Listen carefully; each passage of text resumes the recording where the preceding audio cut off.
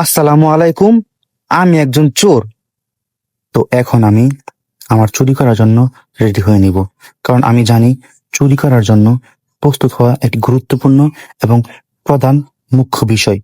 প্রথমে আমি আমার লুঙ্গিটাকে খুবই সুন্দরভাবে কাছা দিয়ে নিব, কারণ আমি জানি লুঙ্গিটাকে কাছা না দিলে চুরি করলে কমফোর্ট ফিল করা যায় না। তারপর আমি আমার শার্টটাকে সুন্দরভাবে খুলে নিব এবং আমার গামছাটাকে সুন্দর করে গলায় ঝুলিয়ে নিব। তারপর আমি আমার শরীরে সুন্দর করে তেল মালিশ করে নিব, কারণ চুরি করার ক্ষেত্রে তেল মালিশটা একটি গুরুত্বপূর্ণ বিষয়।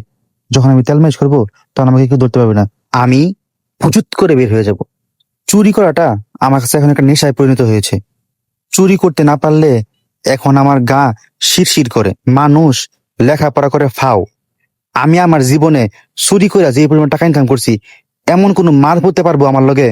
চুরি কইরা আমার জীবনে আমি বহুত টাকা পয়সা ইনকাম করছি, গাড়ি বাড়ি নানান কিছু করছি।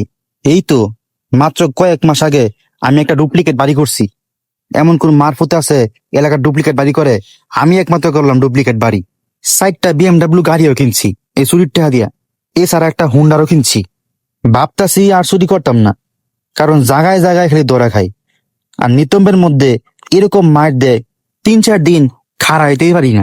ভাবতাছি চুরি করে ছাড়া দিমু, এমন কিছু করমু যেটা করলে আমি যদি দোষও করি আমার কেউ কিছু করতে পারবো না। সিরালামু, কাইটালামু, কুইটালামু, ডইলালামু। তো সবাই ভালো থাকবেন, আর পরবর্তীতে কি ভিডিও চান আমাকে কমেন্টস করে জানাবেন। ধন্যবাদ।